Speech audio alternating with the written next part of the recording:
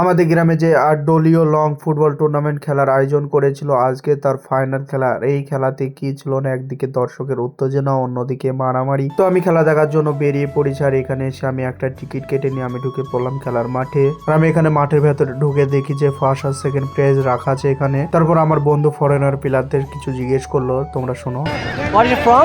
Ghana. Huh? Ghana, West Africa. তারপর আমু বললাম একটু হাই করে দিতে। I am blogger. Hi, please, hi.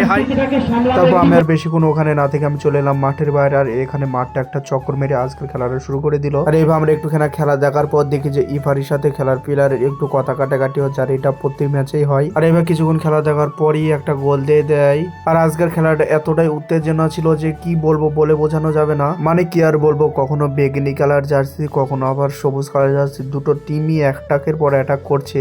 আর সব থেকে বড় কথা, আজকে মাঠে এত দর্শক হইলো যে প্রায় 15,000-এর ওপরে দর্শক হবে। আর এবার কিছুক্ষণ খেলা হওয়ার পর আজকের বিজয় দল হলো বান্দাখোলা। আর এই টুর্নামেন্টের ফার্স্ট প্রাইজ ছিল 40,000 টাকা।